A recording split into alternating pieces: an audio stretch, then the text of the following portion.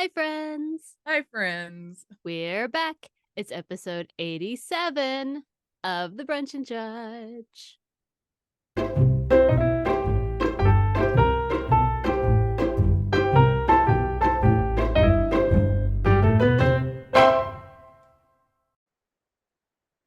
My brother was born in 87, and that's all I've got. Spencer was born in 87. And my boyfriend. The boys were born in 87. The boys were born in 87. So, not a bad year. Not a bad year.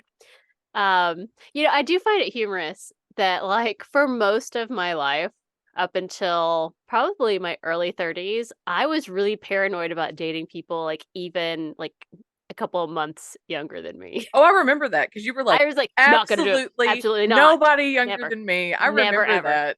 I And, remember like, that phase. Yeah. I remember dating Sam for a while, and he was a year younger than me, and that really messed with me a little bit. And I'm like, no. But then something happened in my mid-30s when I was like, oh, it actually doesn't matter anymore, does it? No, I remember that phase though when you were like, I'm never dating anybody younger than me. Oh, But you were very much like adamant about it. yeah. Meanwhile, here I am at 18 dating a freshman. So Claire has always loved robbing the cradle. What can I say? You oops. robbed that cradle. Apparently 87 is just my year. I Oh don't my God, that's right. know. Claire loves her 87 boys. What can I say? Apparently. This is like the third one. So I don't know. Never Third time's the charm. intentionally. It was never intentional. It was just like, 87. Here we go again. Cool. All right. Mm. Well, anyway, welcome everyone. We're your hosts. I'm April. And I'm Claire. And this week we are going to the movies. Yeah, we are. But before we get into that, Claire, what are you judging this week? I'm judging the fact that the writer's strike is over. Yay! Thank God, because I'm tired of watching the same 5 episodes of the talk on TV when I come home for lunch. Okay, then. I put it on for background noise because Fair. I usually lately I've just been coming home when I read on my lunch break. But I'll put it on and I'll be like, this one was just on like 2 days ago. Mm-hmm. Like, I swear, like, what are y'all doing? Surely to God, you've got more than like 10 episodes you can show. Come on. But anyway, no, I'm really happy for them that they got what they wanted Yes. and they stuck to their guns and they were Yes. just like, we're not doing this until you give us what we want. Mm-hmm. And that's amazing because it's one of those things I don't think you realize how bad things can be for somebody until something like this happens and they finally like, I'm talking about movies. I'm mad as hell and I'm not going to take it anymore. Like that kind of movie quote. Yeah. So I'm glad that they were able Yes. to finally like advocate for themselves and get somebody in there to be like, no, we are not giving in. There's no compromising this time. We want what we want. And now, And they are reasonable asks. yeah, and I saw, what was it? The guy from Adam Runs Everything. I was gonna say Adam Conover. I follow him on TikTok. I was gonna say I saw Adam Conover sing. Yes, and he was talking about how, now that these writers who write for like Netflix and stuff, like if it's a really popular show, they'll get paid based on like how often people watch it. And I'm just like, that's how it should be. That's how it should be. Like, why was it ever any other way? Right, and like there's so many good things about this, and I'm super ecstatic for them that they're able, now to go back to work and finally, not have to be working these ridiculously long hours and for what? For pennies, basically. For pennies. And that's just amazing. And I'm glad that this is finally like one of those, like, we're going to stick it to the man and we're going to stick it to the man.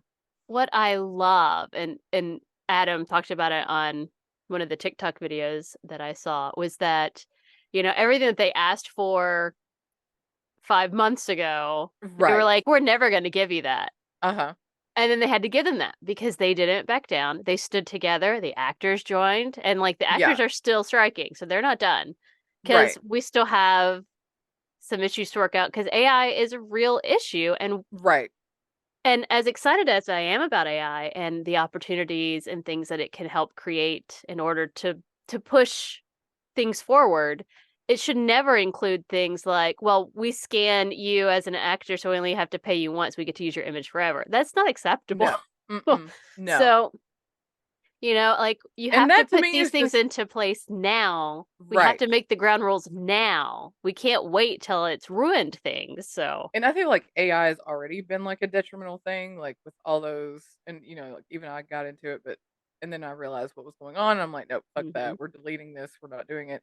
But like where you would like take a picture, put in a picture of yourself, and they would find photos that were similar to you, and they're using hmm AI, but a lot of it was like them using artist work, and they were not getting any kind of compensation for that. And I think this is another one of those where you're taking a tool that can be helpful and good in so many ways, but it's like, why are we using this for evil right out of the right. gate?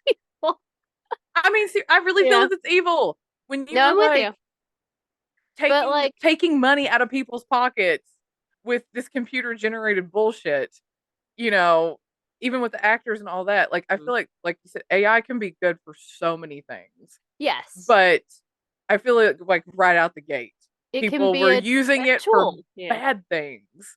And so we really do have to figure out how we use it as a tool without it encroaching on Right. like people's, Lively, copyrights yeah, and and their livelihoods livelihoods and yeah, and take away the human aspect of creativity. Because I don't want right. that. Like, I mean, no one wants that. No. No, Robots can't truly make art because they don't know right. what that is. They can't art is a specifically human experience. So all it can do is take from other artists and put stuff together and make you feel like it's art, but it's not. But it's not. It Yeah. can't be. So, And honestly, all it is stealing. So yes. it's just, whatever. I'm just, and hmm you see all this and you're just like, are we really like two steps away from turning into iRobot? Like that's where I'm Hmm. at. But But yes. yeah, So, that's my judge is I'm happy for them. I'm happy yes. they're able to get what they want. I hope the actors can do the same Yeah, and I have get what been they want. And so, super thrilled with all of the unions that have been striking and getting right. like not extreme asks, like basic asks, like super common sense asks. Like we want to be Right. able to, afford to live. Yeah. Oh, okay. We want to be able to be paid for the continual usage of the stuff that we've created. That's all reasonable asks Yeah. instead of, some CEO or producer getting money all the time for something that they literally did nothing. Nothing for it. Not a Yeah. single thing. They just And also existed. like having some type of like insurance hmm or, So some I kind of love it. benefits and that kind of thing. And I'm like, I'm here for it because it's like, now is the time to like do that for you, stick hmm together, let people know that you're not gonna let them walk all over you anymore. It's just especially like you said, these big CEOs and who get all the money and for Yep. what? Like Because what did you do? they had money is really all it is. And I'm like, I get Yes. it. You get to make money because you put down money. Like, I understand that, but that doesn't mean that you get all of it. Like, Right. Yeah. I hate capitalism. Capitalism is fucking stupid. So like the people who are making it should also be getting the rewards and the profit because they're the ones that actually created the thing that people Yeah. want. So Mhm. exhausting, I know. But but yes, I love it. I'm very yay excited. for the Writers Guild and Yay. that's Yay. amazing. So Yay. good for them. I'm excited for them. hmm Hopefully the actors will be able to get what they need and what they want to. So fingers crossed that gets Yes. worked out soon. But Yes. anywho. So what are you judging? So I am judging. I went to a concert last night, which is really bizarre because I don't go to concerts. I started to say you're not a concert person. Pretty sure the last concert I went to was Elton John. I was gonna say it's been a minute, hasn't it? Yes, because I don't go to concerts for many reasons. One, I tend to not like going to live performances because typically people performing, it's like $100 a ticket or something Right. asinine, and it's not nearly as good as the recorded version because people can't be perfect. Right. Like I have all these things. Also, it's always too loud. Okay, I'm not an old fogey. I have always felt that way.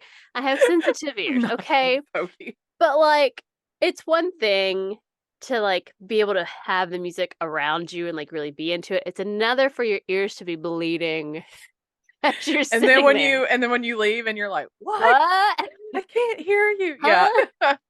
So like not a super concert goer. Glad other people like it. But one of Spencer's favorite bands was playing last night in New Haven, and they had just released a new album. And we went to like maybe the second or third show since they released, which Okay. wild. I've never been at the forefront of anything, so there's that. Right. Right. So I will tell you the name of the group, and you probably haven't heard of them because no one that I have mentioned them to has. They're called Explosions in the Sky. No. In fact, one of my friends that I was texting with earlier this week, she's like, "Oh, who are you singing?" I said, "Explosions in the Sky," and then conversation continues on, and then she comes back and says, "I low key had to Google that to make sure you weren't just like talking about fireworks." And I was like, "You're not wrong. You're not wrong." But they are a rock band, but they don't have lyrics. Like there's not a singer. It's Okay. just music. So And only instrumentalists. Okay, gotcha. yes, so it is a band of four people, but when they do their live shows, they have a fifth person to help out because they are all incredibly talented musicians because they Mhm. have like a drummer, but then like all the other people are like guitarists, bassists, percussionists, like they're all the things, Uh-huh. keyboardists, and I'm like, whoa, that's a lot of instruments there.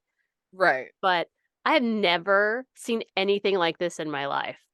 Claire, they started playing and the music did not stop at all for even a second until they finished an hour and a half later. Like it just kept rolling into like the Into, like, next another thing. song?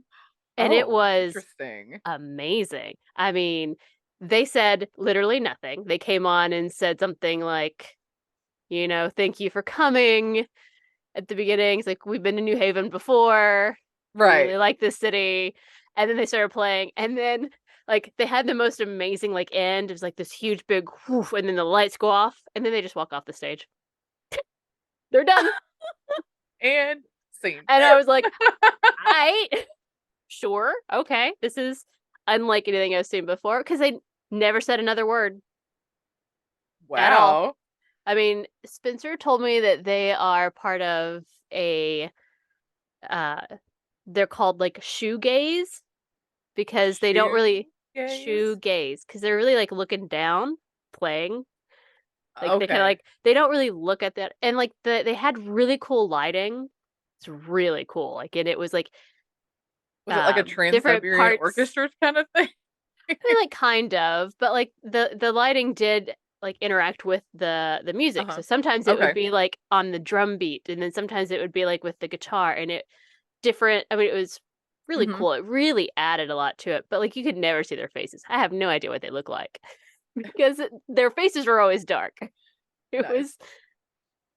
was, again never seen anything quite like it, but it was so good. I mean, Nice. so good. Highly recommend if you ever get a chance to see them because it is quite a show considering that they really never say a word to you at all. Interesting. But one of the things that I would really like to specifically judge. So when we get there, it's not. I mean, it's a smaller music hall. Like it has a balcony. It Mhm. has a main floor, and it has like the is it loge, the Loge, like the Uh-huh. mezzanine kind of a Yeah. Mhm. balcony.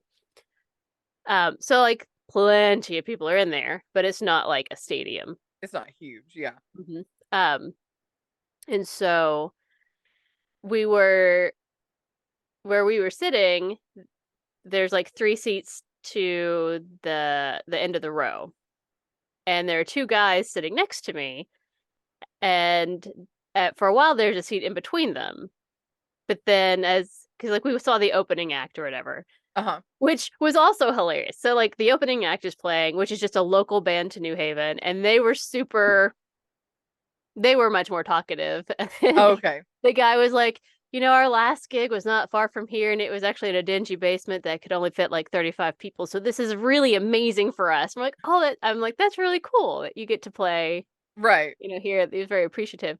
But like, he said something like, we're going to play 3 more songs or whatever. And then, basically the set's over. And as soon as like they strike the last note of their song, like he doesn't even say like thank you. He just immediately starts unplugging everything and they're getting all the stuff off. And I'm like, holy hell. What the heck?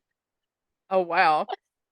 But so in the between while they're doing the switchover, I hear the two guys next to me talking about how one of them, his girlfriend is there, but she she wasn't sure that she would be into it, and so the guy was like, "Yeah, I told her she's not really into it. She can just hang out at the bar all evening," and she never came to the seat once. And I'm like, "The fuck are you doing, lady?" Wow. It's like, what are you doing? Like, it was a great show, so I don't know, whatever. But no, it was super cool. It's our first time being out on the town of New Haven on a Saturday night, so Nice. it was It was quite packed because you may or may not know, we had a shit ton of rain this week. Yes, you did. I heard about that. Yeah. Um, and I mean, we were fine. Like there was no flooding here, but like New York, Mhm. whoa, like whoa. Very glad that we had not planned to go to New York recently Right. because I don't know that they were going to recover. Lord, it's a crazy amount of water that they had. Right.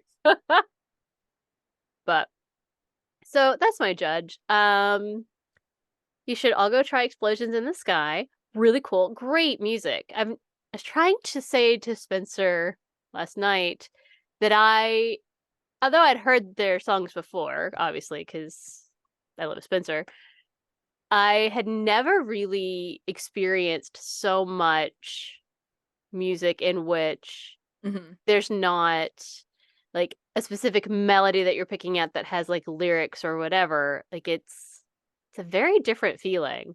Okay. And very I mean, it's definitely rock, but I don't know, it hits different. I don't know how to describe it. Just go listen to him, guys. Okay. Go check them out on my Spotify. You should. You should. It's really good. I'm a fan. But anyway, that's my judge. I went to a concert. Look at me. Yay. It's okay. I wore earbuds so that I could hear. Oh, the other really annoying thing that happened is when you go in, they will ID you to put on like the 21 and over Oh, yeah. wrist Mhm. thing so you can get alcohol. And I was like, I don't need that. It's like, I'm not going to drink. But I went to get a bottle of water. Um, and when I got it, the guy was like, takes the cap off and he's like, we have to keep the cap. And I'm like, why? That's weird. He's like, we have to. So I'm carrying an open bottle of water. This is stupid. So that irked me, and I'm still annoyed about that. So in the future, I'm going to start carrying bottle caps in my pocket so I can just put one on. Right. You're like, "What is happening?" It's like, I mean, I'm guessing the concern is like some kind of underage drinking or something. I don't know. I'm like, it's a bottle of water. Oh, no. I don't, Anyway, I don't understand. that is It's like weird. if you're worried about underage drinking, I can just buy an alcoholic beverage and hand it to an underage person. It's Right. dark. You're not gonna know. Right. Stupid. That is stupid. That is very stupid. But there you have it. Well, that's a good judge. I'm glad you had fun. Yes, me too. Not my normal Saturday But evening activity. right. Not what you're usually doing, so, yeah, get that. But definitely a good time. So I'm here for it. Cool. All right. I guess it's time to get into our topic of the week. Guys, we're here to talk about movies. Yes. Movies. So I go first this week. Uh-huh. And Claire, I have brought to you the most perfect Halloween story that I could find. Okay. I bring to you the true story behind The Exorcist. Oh, The Exorcist. Oh, The Exorcist. Woo. Oh my gosh. That movie, man. Okay, so I got all of my information from Vanity Fair, the Washington Post, All That's Interesting, and a few little tidbits from Wikipedia, just like dates and just to make sure some Uh-huh. things. All right. Christmas Day, 1973. Yay. 20 Boston area journalists abandon their families to go to a top secret early showing at 12:30 p.m. So this is like literally Santa came, we opened the presents, and I GTFO'd like GTFO. to go see the screening The of the Exorcist. new movie and the scariest movie ever made, The Exorcist. Right. I mean, Merry Christmas, I guess. I know. And that's so weird I, to me that it came out at Christmas. it really Like, did. It came out because like it officially came out the next day, I guess. But still, yeah. just like I felt like growing up, Christmas Day movies were always like the new James Bond or whatever, Right. and I was like, okay. But where did this story come from? So we're gonna go back to 1949. Whoa, okay. We're in suburban Washington, D.C. And there is a German American family with a 13-year-old son that is known as, for the sake of the story, Roland Doe. Like DOE, like they're not giving his Like real name. Is like that what? John Doe. Okay. Yeah. Gotcha. Yeah. And that name was given to protect his identity so that you wouldn't know Okay. who he is. So we're calling him Fair. Roland for the sake Fair. of the story. Gotcha. Roland was grieving the death of his beloved Aunt Harriet, which I mean, that's sad. He was quite despondent. They had been very close. His aunt was a bit of a spiritualist who taught him lots of fun things like how to use a Ouija board. Yay. That's a good aunt there. It is. So, it's early January 1949, and Roland is grieving, but he begins to experience some strange things. So he starts to hear scratching sounds coming from the floors and the walls of his room. I mean, Mm-hmm. it could be mice, but probably not. Right. You're Not just if it's in like, this story. I know, right? You're like, no, yeah. He would also notice that water would be dripping down the walls and off of pipes, and the family could find no reason for it, no leaks, like it wasn't condensation, just suddenly water was dripping. Mm. And then his mattress would suddenly move. Like it would either like the bed would like move across the room or the mattress Nope. would shake, Nope. I'm out. So right? like either buy me a new bed or we're leaving this house, whatever. But this is no, we're not doing this. And so, it also happened that when he was around, furniture would move or things would start levitating and like the family started freaking out, which is fair. Oh, right? Absolutely. And so they were seeking help from anyone and everyone they could find, doctors, psychiatrists. They finally talked to their local priest. They were Lutheran, but nothing seemed to help. Mm. So their Lutheran minister suggested maybe it's time to ask for some help from the Catholics. Right, because Catholics fix everything. Well, And so they end up, Look, well, I mean, maybe, maybe.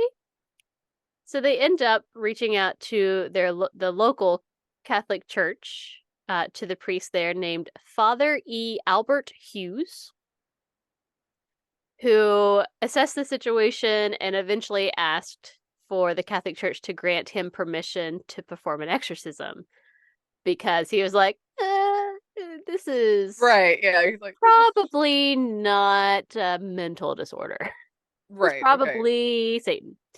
So his request was granted, and he proceeded to perform an exorcism. He strapped Roland to his mattress and began the recitations of the ancient ritual of exorcism. But somehow Roland managed to break free and rip out a spring from his mattress, and he used Ooh. it to slash the priest across the shoulder, which Ooh. brought the whole Ow. process to a halt, which fair. I mean, facts. Yeah. So, so that was a little bad. Yeah. And then Just a little bit. a little A bad. little bad. So the priest was like, oh. And then a few days later, Roland started having red scratches just appear on his body. Ew. And at one point, some of the scratches formed the word Louis, Louis, Huh.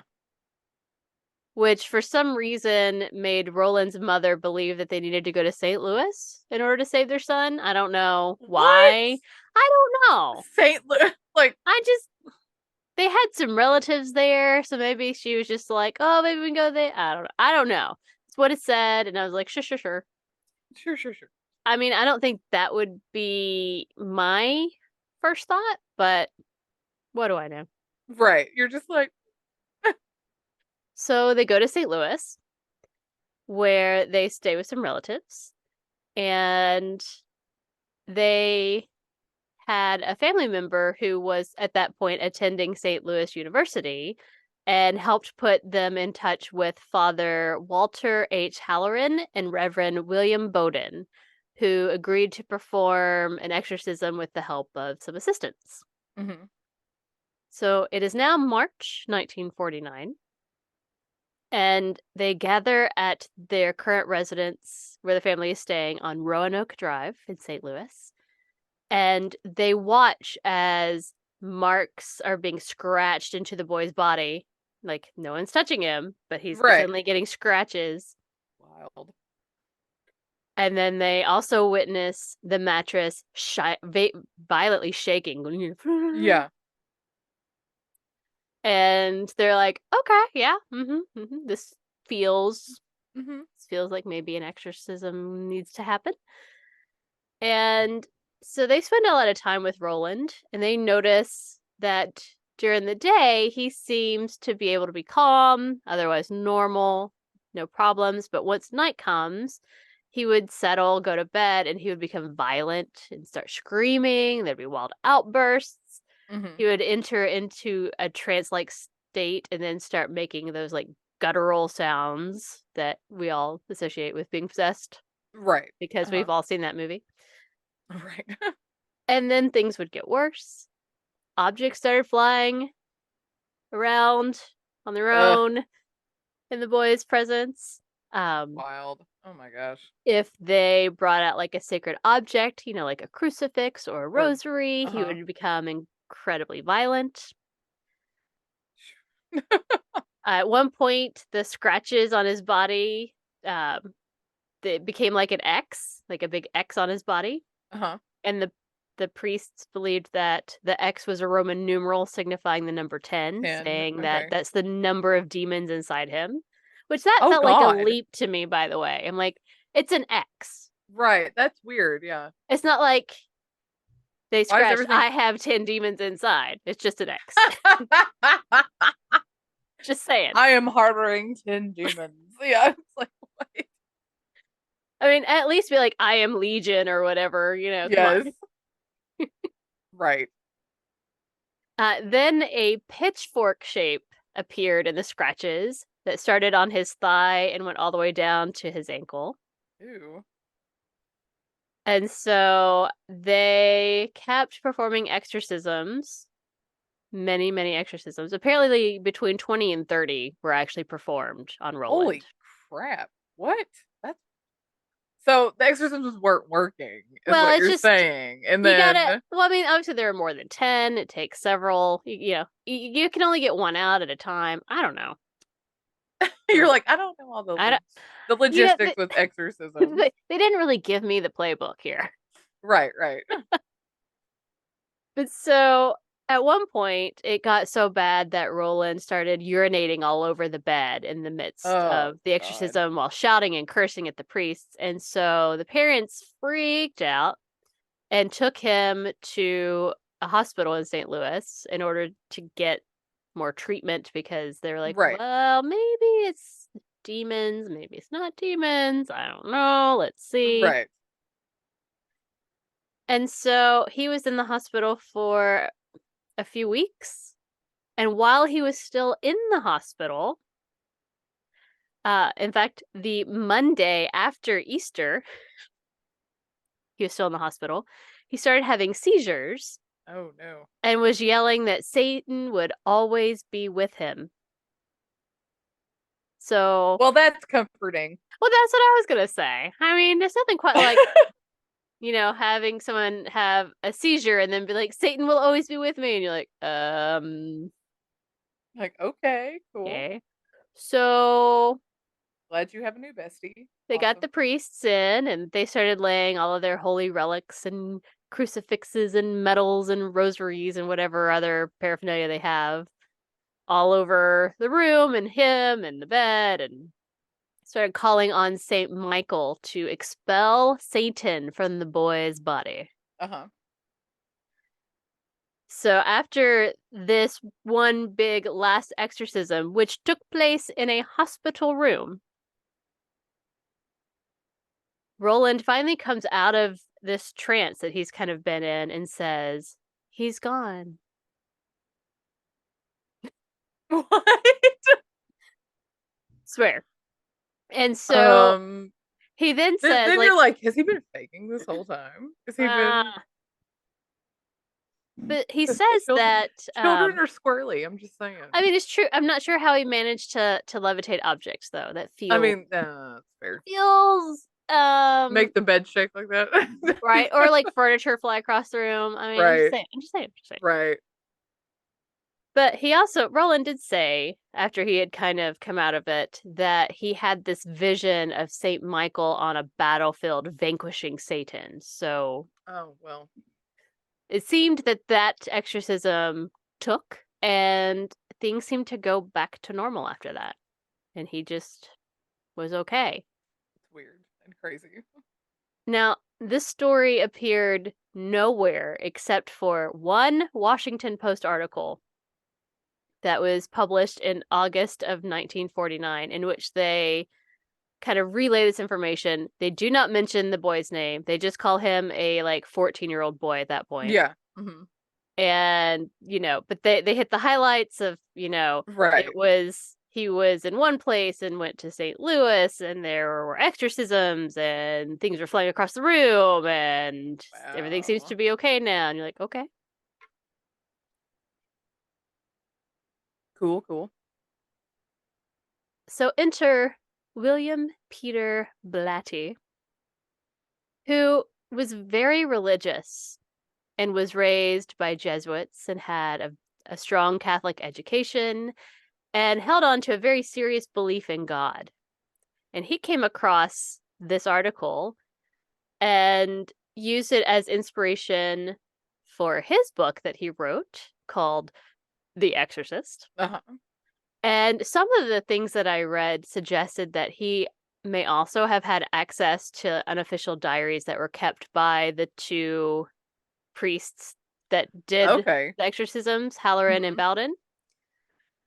When he wrote the book, he originally kept the story kind of similar. He kept the possessed child was a boy that he had named Jamie, Uh-huh. but he ended up changing that to again help preserve the anonymity of The actual of person. Roland, Yeah. to keep people from trying to dig that out. And also because, nothing quite says victimhood like a 12-year-old girl, but whatever. Right, right. But what's really interesting is he actually was a comedy writer before he wrote this What? book. He had written Really? several other books and stories and tended to be more like comedy and fun and lighthearted, but I guess he had read that article and it kind of like stuck in the back of his mind.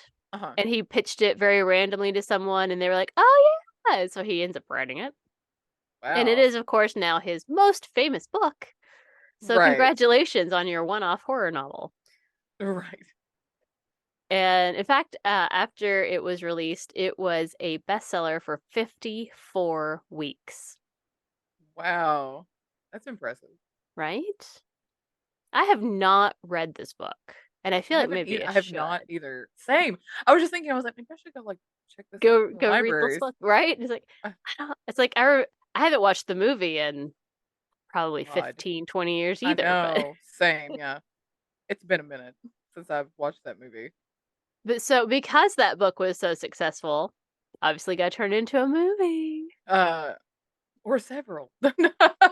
Fair, fair, because I think one just released actually, a new one, Yeah, or is about to.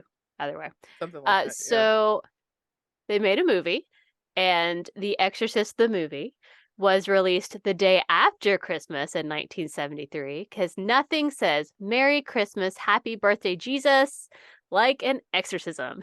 Exactly. Now, when this movie came out, it set records from the get-go. It was hugely successful. Mhm. It's one of the actually, I think it's the only horror movie that was nominated for a Best Picture award. Oh, wow. Wow.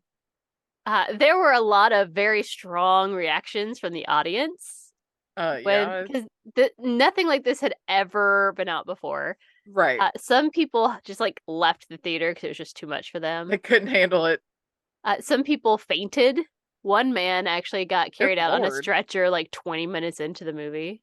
Oh my gosh. Some You theaters, weaklings, what are right? you doing? Apparently it was bad enough that some theaters kept ambulances nearby in case there was problems. Like That's bizarre. like it's nothing to us now, but like I it guess during the really 70s, it was it like, pushed shocking. like it didn't push the limits. It went way beyond the limits and it was like, "Oh, you think vomiting? Let's masturbate with a crucifix. Let's see how you'd handle that one, okay?" Right, right, So, but because of like the pea soup vomiting or whatever, a lot of right. audience members would get sick, so They would they actually too vomit. would vomit. Ugh, no, can't handle it. One of the But stories I read was talking about how um one theater in particular had like a plumber on call to just like be there to deal with all the oh issues god. of people vomiting in the bathroom all the time. Like, good Oh, that sounds Lord. terrible. I know. But what is really fascinating, and I mean, again, it's been so long since I've seen it, I didn't think about it.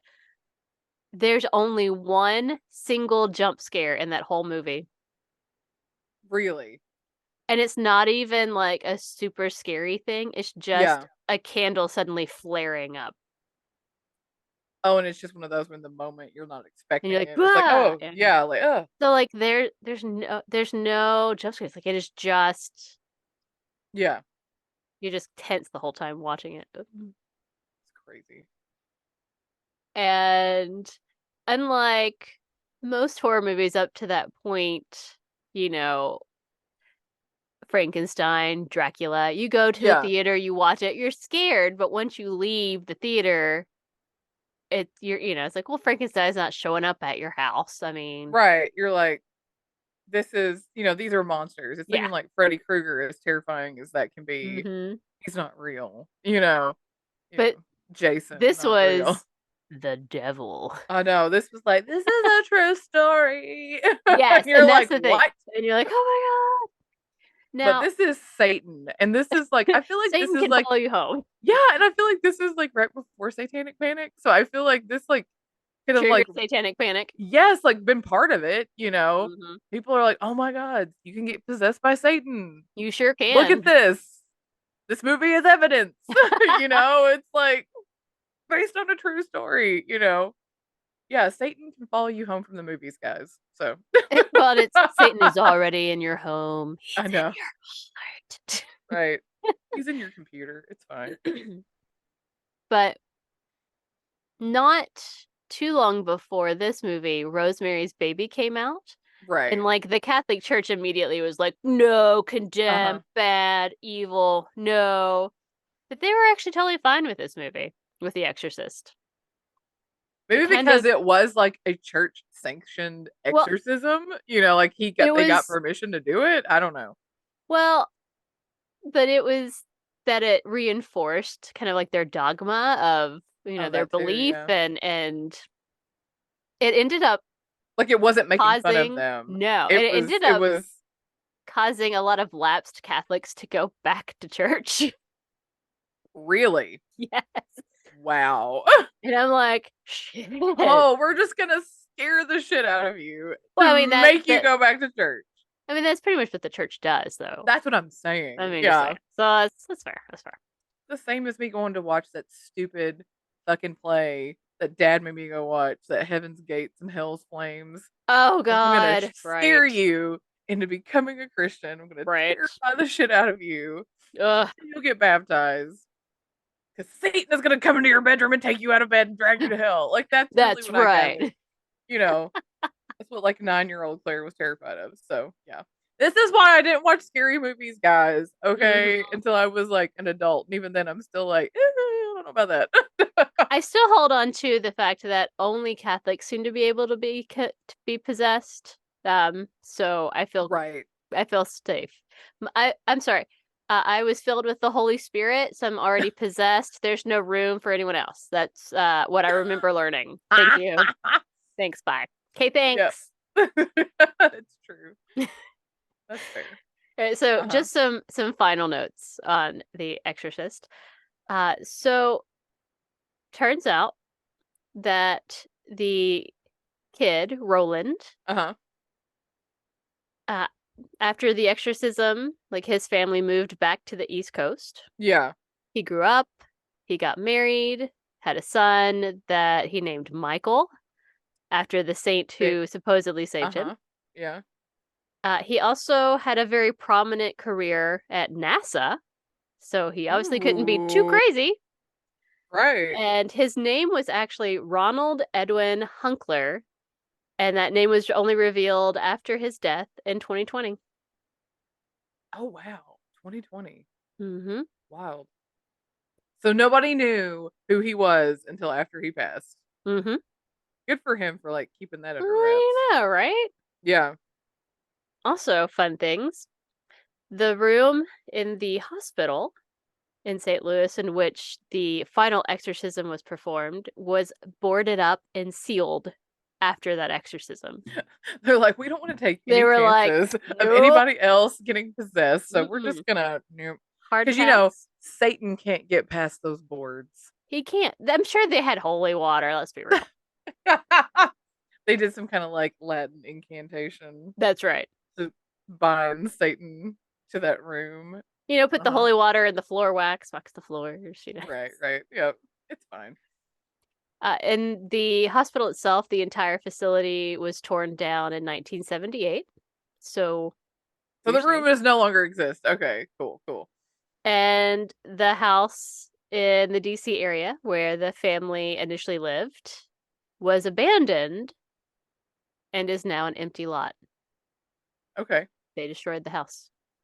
And in fact, there's an episode of Criminal Minds where they vaguely talk about it. And in that episode, um, they claim that the fire department came and burned down the house, that it was a controlled burn. But I don't know if that's true or not If because it that's was on like how it Criminal like Minds.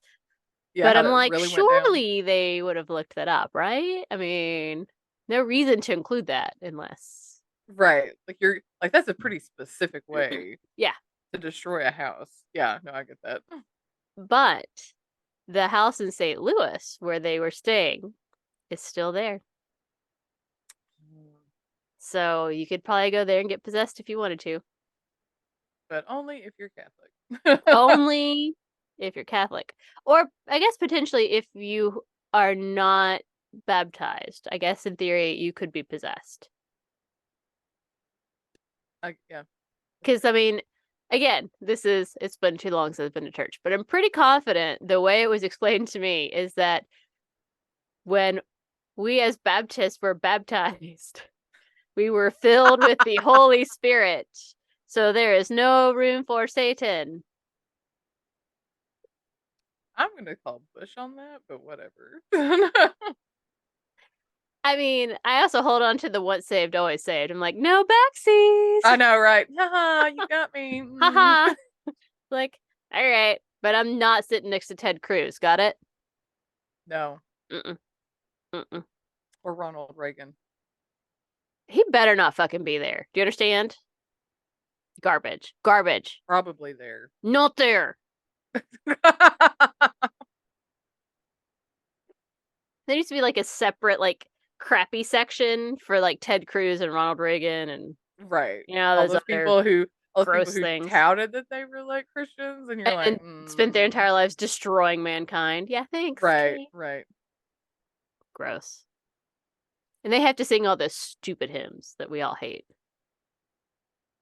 Indeed. I'll fly away on repeat. Mm-hmm. Open the eyes of my heart, Lord. Ugh.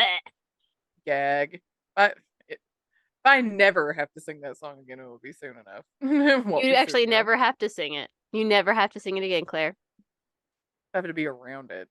Yeah, well, I I have to can't go help to a that. one-off service where they play that, and I'll be like, oh god, PTSD.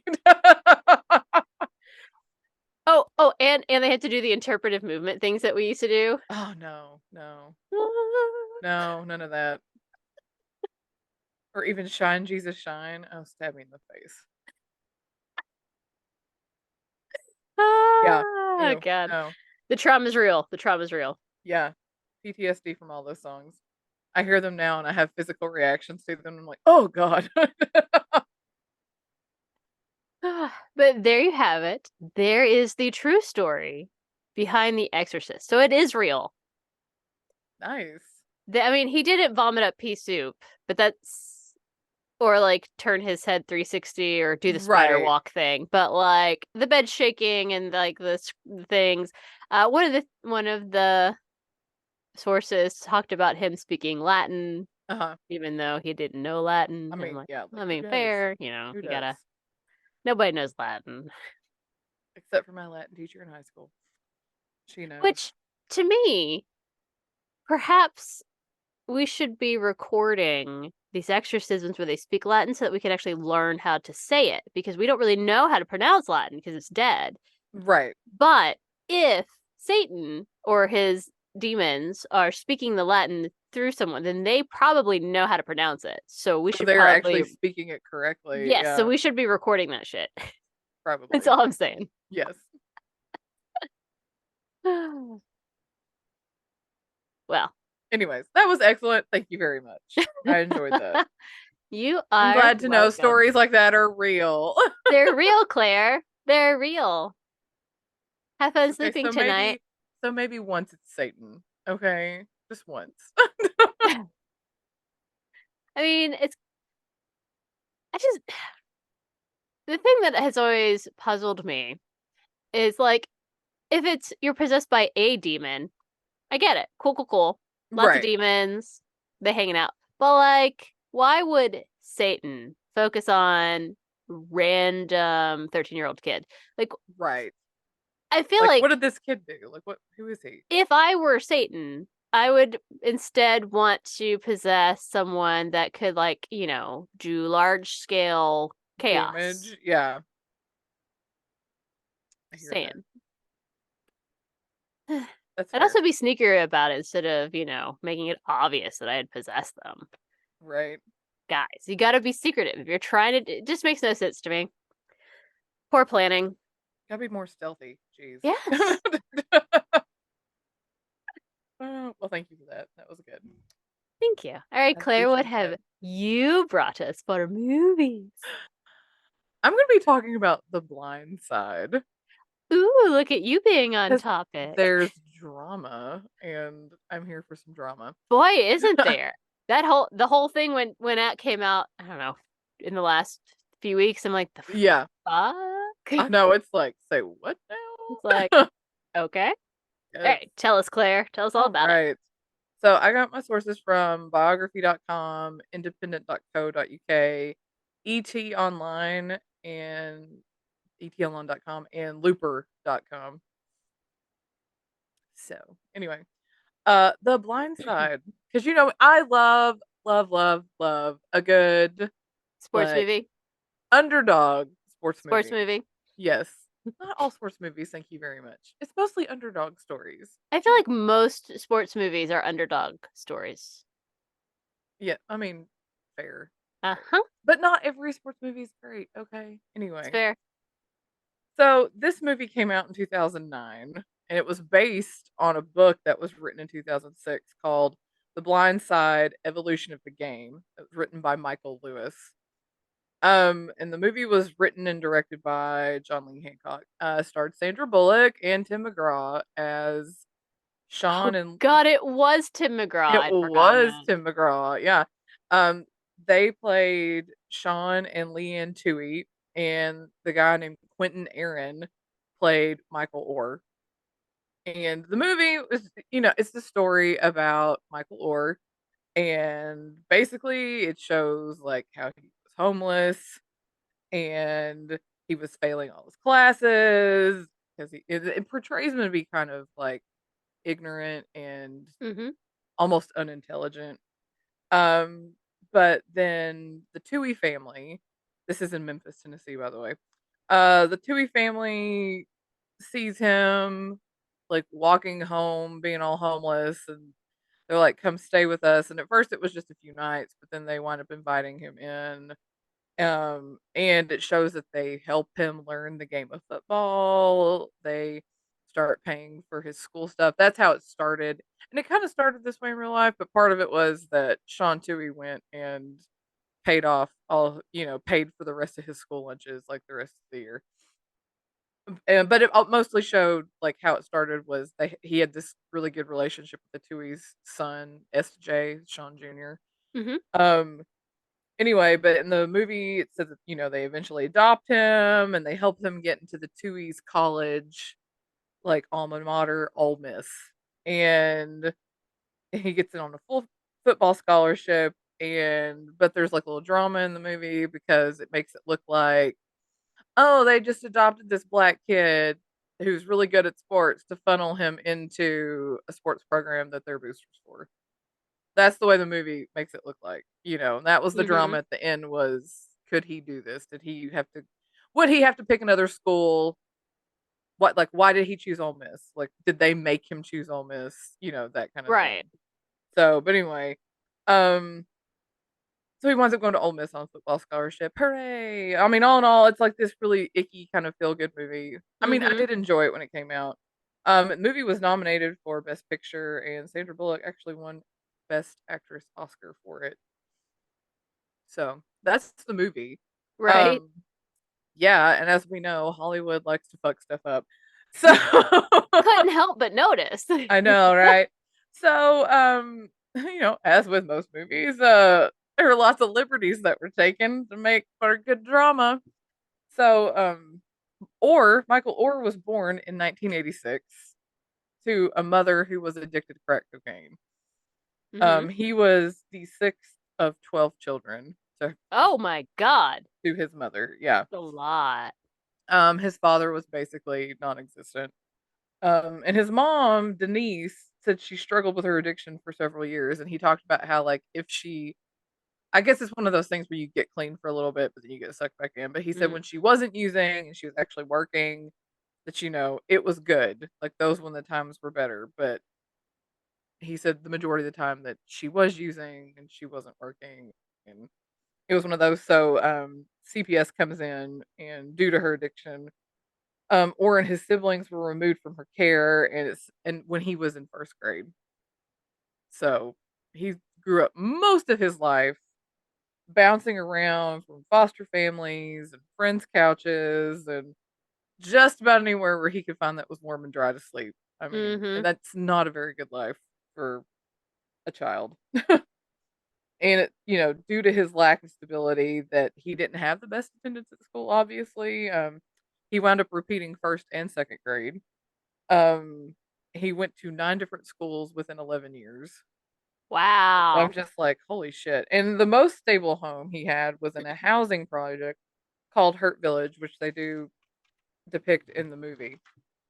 And that it's just like this slum where people go to die and there's all this violence. I don't know if that's Ugh. true in real life, but that's the way they depict it in the movie. Um, and he lived in Hurt Village for 11 years, or when he was 11 years old until he started high school. When he was 15, he was 6'5" already and weighed 350 pounds. Damn. So he's a big guy. And he wound up staying with like a local athletic program director whose name was Tony Henderson. So I'm guessing this is like one of those, it's like a Big Brothers Big Sisters or one of those, Mm-hmm. local, they start like local programs to help kids keep kids off the street, that kind of thing. Um and at this time Orr was being recruited by local drug dealers because of his Is size. he If so they big? Yeah, and Yeah. they wanted to use him as like their The muscle. muscle to like Yeah, get it. you know be the muscle for whatever local gang they're part of, these drug dealers are a part of. And Tony Henderson, that he was living with at the time, wound up taking his son Stephen to Briarcrest Christian School, which in the movie it was called Wingate. But he was taking him to interview to get into this Christian school, and so Michael Oher went with them. And so I don't know if he like went intentionally like trying to get in like off the bat or whatever, but I mean they did interview him. Said he was like super quiet and he didn't really speak during this interview with the school, and that when they tested him his reading level was on like an elementary school level and his IQ was only 80, and there really wasn't a reason for them to admit him, but it was the coach of the football team Mm-hmm. saw him and I guess was like, look how big he is, maybe we can, like get him Like, to play. Yeah. yeah. It's like And admit him so so I can use him. Yeah, got it. yes, and so he went to the principal and made a plea to let Michael Orr in. I mean, because obviously if he was staying with the athletic director of Yeah. this local program, he probably knew some about sports. So, but so the principal told Michael Orr if he could go to another like private school, Christian school. I guess maybe it wasn't let like a little. It didn't say. I'm just assuming this is my own. Like if you Okay. could go over here and get your grades up, we'll let you in. But then it was like the principal backtracked and was like, we might need you for football. I'm sure that's what it was. I'm So I sure. mean, he didn't make him like finish a whole year at this other school and get his grades up. So they did let him enroll anyway. And you know, I'm assuming like as it in the movie, he really struggled with the Right. school part of it. But when he went to Briarcrest from the get go, he played 3 different sports. They Wow. never talk about that in the movie. It's just, No. oh, right. He played basketball, he did track and field, and then he played Hmm. football. And they actually thought that he might go to like try to go pro for basketball. Apparently he was really good at that too. Huh. Um so he spent his first few years at Briarcrest just sleeping on different families' couches. Just bouncing Mm-hmm. around in other foster families because I'm sure he had to have some kind of, Legal guardianship. Yeah. yes. And he didn't meet the Tuohys until 2003. And they talked about how it was Sean Tuohy who saw him at basketball games, that he was, like kind of off to himself and not, you know, like with everybody else. And I guess he asked, so that's how it started. He paid to have all of his lunches taken care of for the rest of the year, so he wouldn't have to worry because it just seemed like he was hungry and that he Mm-hmm. wasn't getting what he needed nutritionally. And it said that they saw him walking home like around Thanksgiving, and that he was wearing shorts, he wasn't properly dressed for the weather, and So that was when they first invited him to come stay like the night with them, and they invited him to Thanksgiving, and then um the summer before his senior year was when they asked him to just like live with them. So the movie did change a lot in there, they because they Right. make it seem like, No one cared but the Tuohys.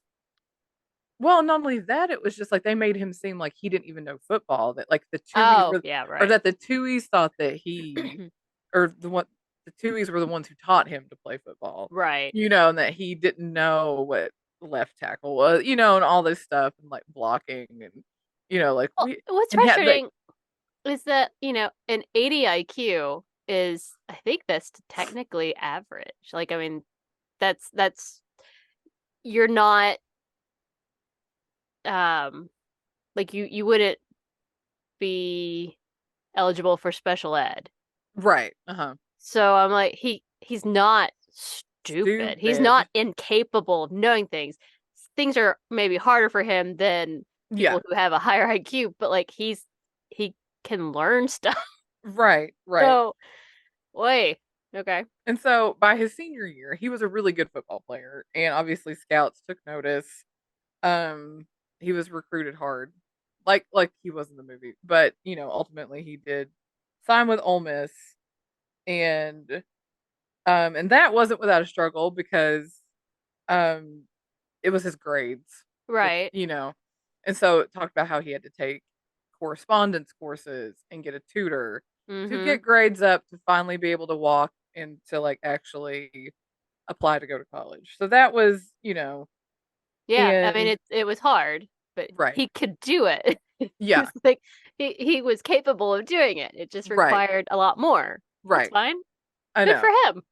And so when he was 18 years old was when the Tuohys became his legal guardian. And I'll get into all that because that's the drama. Anyway, but I'll get into all that in a minute. Why do you need a legal guardian at 18? I'm gonna get into that. Uh-huh. Gonna get into it. Huh. Anyway, so he had a pretty successful college career at Ole Miss.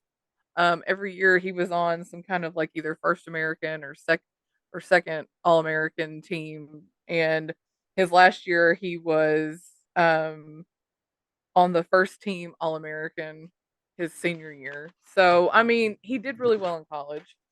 Um and he played from 2005 to 2008, and then in 2009 he graduated from Ole Miss with a degree in criminal justice.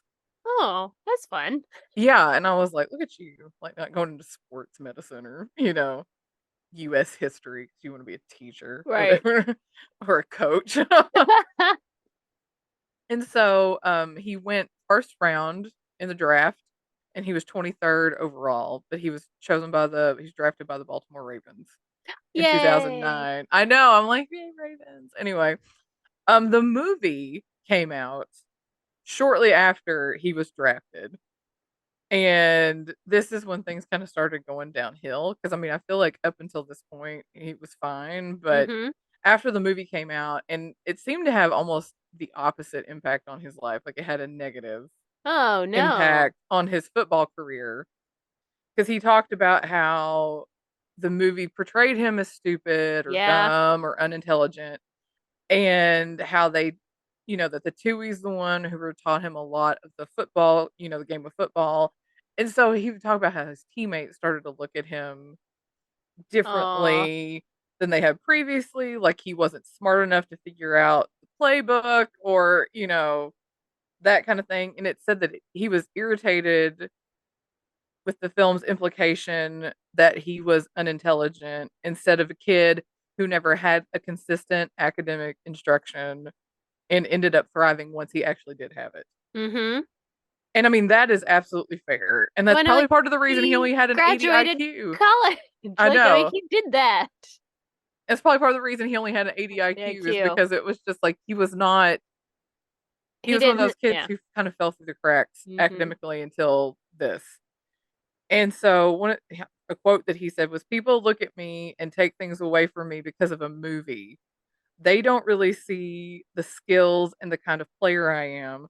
That's why I get downgraded so much because of something off the field. This stuff, calling me a bust, people saying if I can play or not, that has nothing to do with football. That's why I don't like that movie. Fair. And he is actually the guy who portrayed him, Quentin Aaron. He's told Hmm. him, like, you did a great job. Like, your acting skills were great. He just Hmm. doesn't like the way that they Yeah, wrote it. they wrote it. Hmm. Yeah. So he has nothing against the actor who portrayed him. It's the way they wrote the story. And, and I just think that's really shitty that the fact that he was, this talented football player was overshadowed by this partially made up story from Hollywood. Because Well, it's and just, I guess this because is people just are going to me see and that and they're going to think that that's gospel because that's how some yeah. people are. I guess this is just me and my naivety is that I assumed he had a voice in the making of this movie, but obviously he did not. Right. So, wow. Right. Wow. Yeah.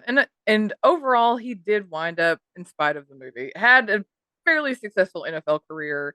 He won a Super Bowl with the Ravens, Hmm. and then he played in another Super Bowl with the Carolina Panthers when they lost to the Broncos, and it was what's his face's Peyton Manning's last game. Hmm. And he had an 8-year NFL football career, which, for those of you who don't know, the average NFL football career is 3.5 years. Yeah. So, So, very good. so he did better than most. And ended in 2017 when the Panthers released him due to complications from post concussion syndrome. Ugh, So he, feel that. yeah, and that's where that all ends. And you're like, oh, it seems like he had a great life until we found out in August there was some drama. Anyway, Hmm. so in August of 2023, Orr filed a lawsuit against the Tuohys, claiming that the Tuohys never adopted him and they manipulated him into signing a conservatorship. We know that's Yeah. bad because Brittany. I know. I'm like, everybody knows because of Everybody knows Brittany now. conservatorships are bad. So free Yes. Brittany, bad. Yes. And this conservatorship put the Tuohys in a position to control any business deals that he had, anything dealing with his finances. Um, and they signed that in 2004. Wow. Had him sign it too because he was 18. And he didn't have any idea what he was Uh-uh. signing.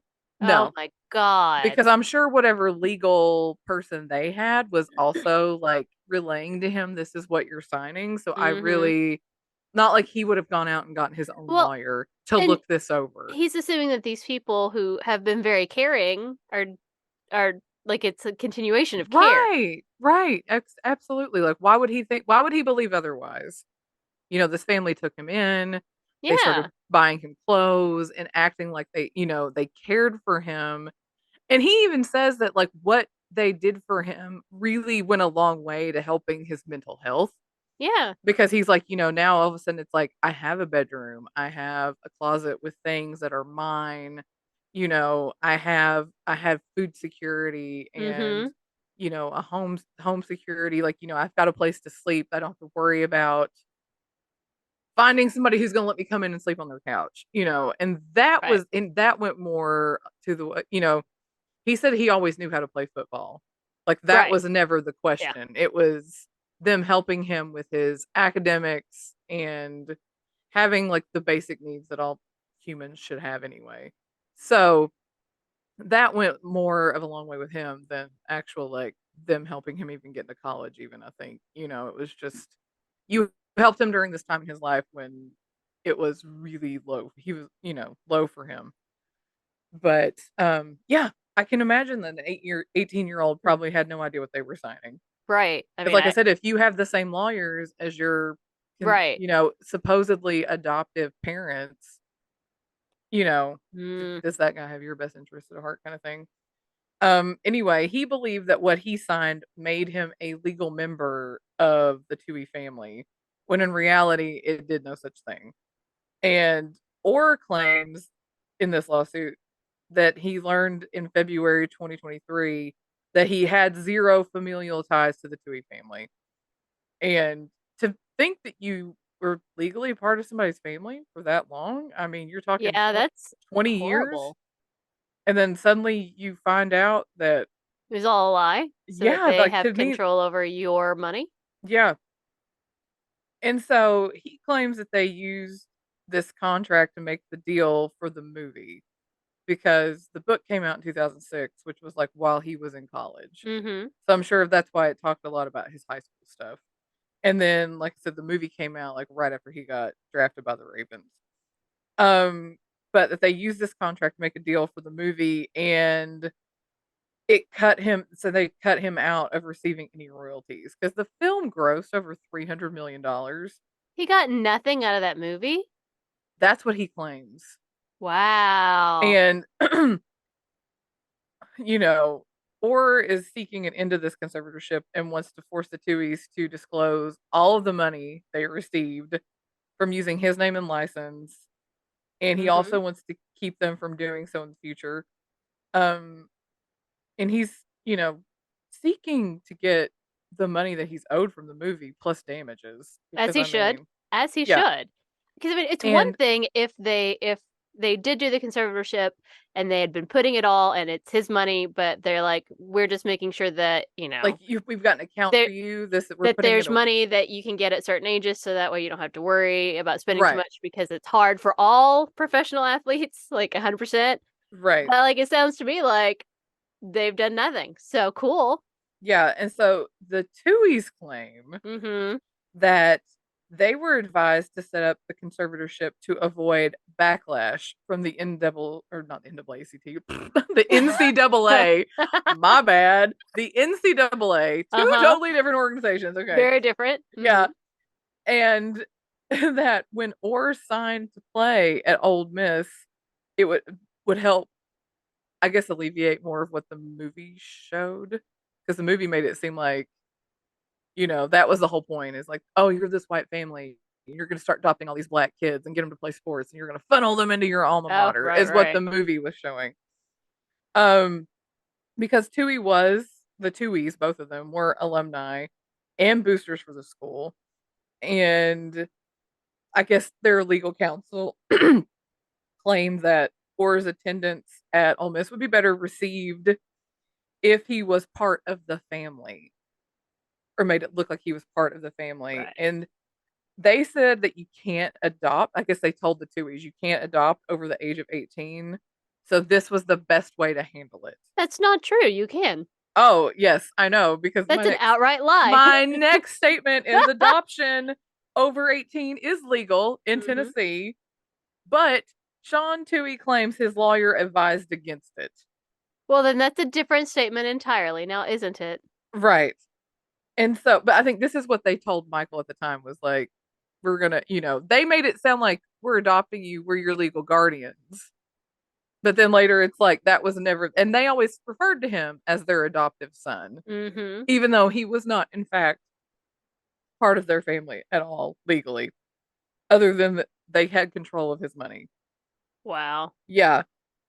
But Sean also claims that he was willing to end the conservatorship if that's what Orr wants. So it's like, oh, well, I was Then always just going do to end. it. It's like I was always going to end it. And it's like, but he didn't even fucking know that's what it Yeah. was. So then So, end it and pay back every fucking penny. Every yeah, single one. You get none. yeah. So the Tuohy's, apparently, with the movie coming out, Hmm. what they negotiated in their contract, it covered them and their two children, Collins and SJ. They got a daughter and a son, for $225,000 each, plus 2.5% of all future defined net proceeds. So that was in their contract. And then there's another document that Orr signed, which was a contract that Fox had rights to his life story without any compensation. Wow. And I'm thinking they could have told him anything. You know what I Yeah. mean? I mean, could anybody, you know, and like I said, in addition to ending this conservatorship, Orr wants his share of the profits from the movie along with damages, which, I mean, I hope absolutely. to God he gets it all. I hope he destroys them. Yeah. Like, I mean, it's nice what they did, back then, like the start of it, that was very nice, but then Right. they turned it into something disgusting. Mhm. They didn't have to. It was very easy to not do that. And I mean, and like in the movie, these people already had money. Yeah. It's not like they needed his money. Sean Tuohy claims all the family, including Orr, received $14,000 each, but that money came from the book, came from the author Michael Lewis, and apparently he took half of his book money and then split it with the Tuohys and Orr, and that's what it worked out to per person was 14K each. But I'm just like, I feel like this book was mostly about Michael, so you should have given him more money Yeah. because if that's really what happened. But anyway, Sean Tui was like, "We're devastated. It's upsetting to think we would make money off any of our children, And yet you did. And also, and he's it's not your not your child child." because you made sure that he wasn't and then lied to his face. Wow. Yeah, and so that's the That's drama disgusting. behind the movie. Yeah, and it's like, and like I said, like in the movie, he was like a fast food entrepreneur person. So I mean, they had money. They were Well, well off. They and didn't like, need any more money. And what's her face is now Leanne is now an inspirational speaker, oh, fuck her.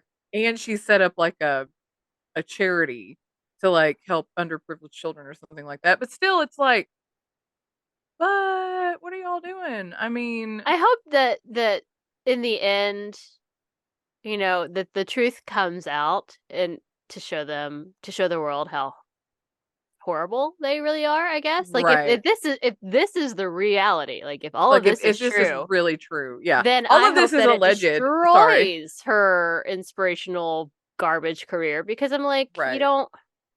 I just can't get over the fact that he believed that he had been adopted Yes. and that they told him they couldn't adopt him even though they could and they were just advised not to, which what the fuck is that about? Why would you But I mean, the way he said that they said it to him was like, "It's about time we made you part of the family." So what does Yeah, that make you think? that makes you think you're part of the family. And not Right, it's about time we decided to make sure we take all of your money if you ever become successful. So right.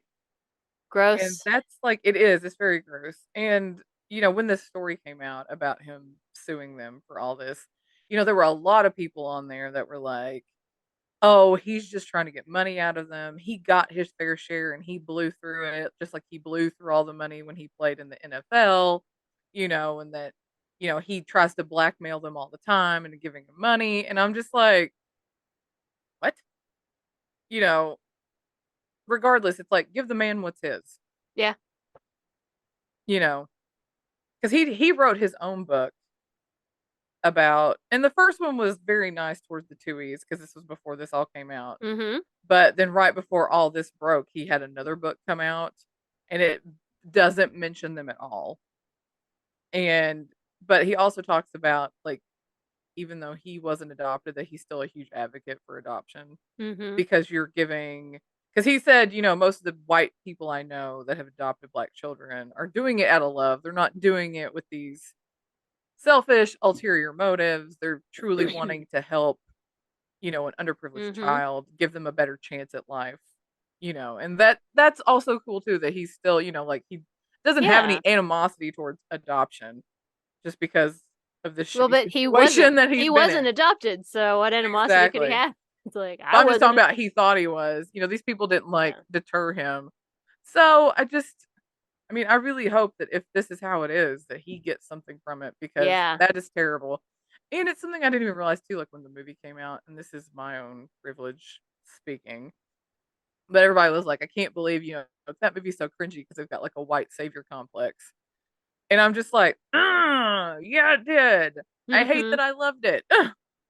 Because I went and watched it. I've watched it several times. And then I'm just kind of like, God, yeah, they're not wrong though. And like I said, that's my own privilege shocking.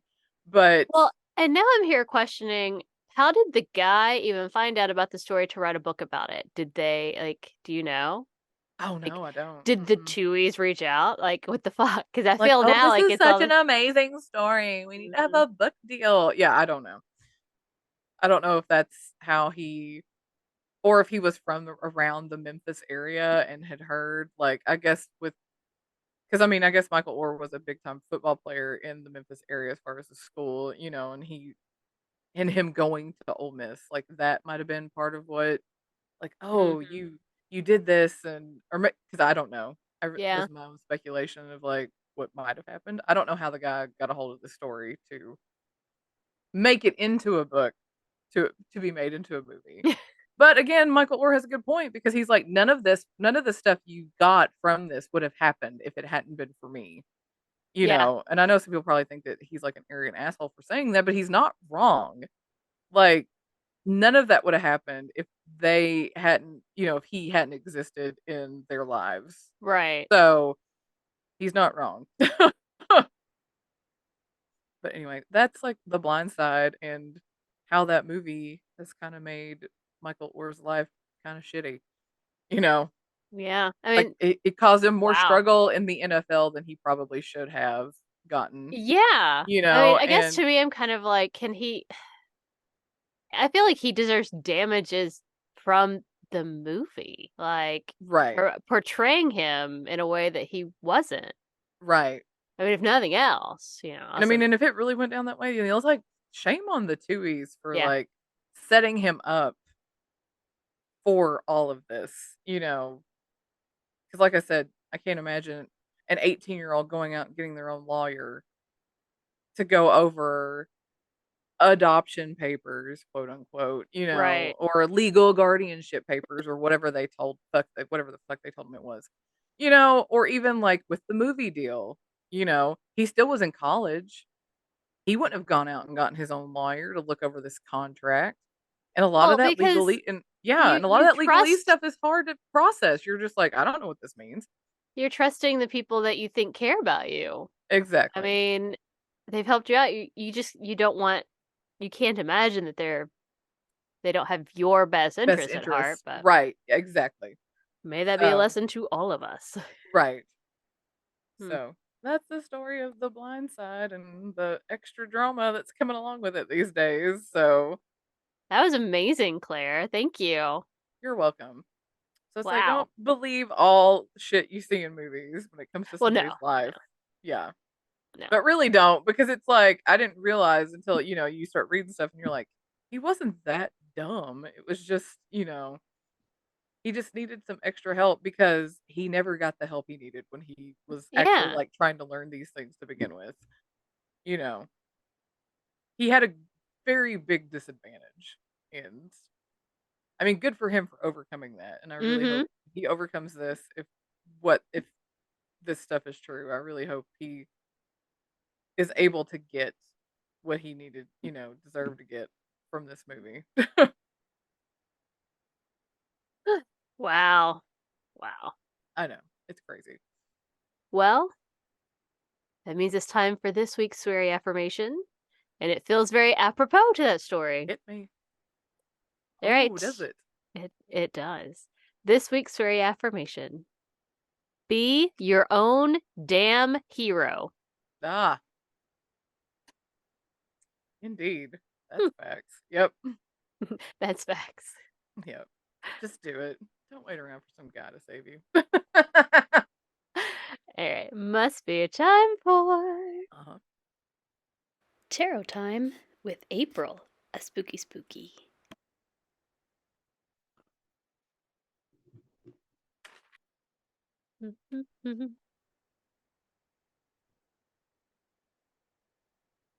All right, Claire, Yes. tell me when to stop. Excuse me. I don't know any football songs other than "We Are the Titans," the Mighty Mighty Titans. Ooh, Ah. ooh. Ah. I know, right? Stop. Oh goodness. Hopefully All this right. week's draw will be better than last week's. Damn. Last week was a doozy. No kidding. We are starting with the Page of Swords, Okay. and then we're going to have the Eight of Pentacles, An ending with the Nine of Swords inverted. Okay. Well, at least these are all like kind of minorish cards, so it's not like I know, right? oh, it's the drama. Alright, Page of Swords. There is a huge burst of energy that comes with the Page of Swords. He's chatty and curious, has tons of energy, and has ideas flying all around, but they aren't investigated or given much consideration. There's a lot of initiative, so that's cool. The Page of Swords is sharp as attack, with razor sharp intellect, sharp wit, and looks sharp. So lots of He's energy sharp. and lots of ideas, but maybe not a whole lot of follow through. Well, I'm gonna need the That energy sounds this like my week since everyday I've got life. a lot of junk to get done before I go on vacation. Uh-huh. Excuse me. All right. And then the Eight of Pentacles comes up in a lot of readings for people who have just found a new job, started college or training program, or is honing their craft. I love it when it comes up for artists or those in a healing profession. It's time to, it's about finally finding your path and working your tail off to succeed at it. When you look at the card, you see the successfully made pentacles hanging on a wall and one on the ground discarded. No, it's not discarded. It's just someone studying on mine. This card is about being discerning about your own work and not giving up until you get it right. So getting lots of ideas, I guess, and energy, and then we're actually gonna hone it. Right. So that's fine. I'm not sure what happens next.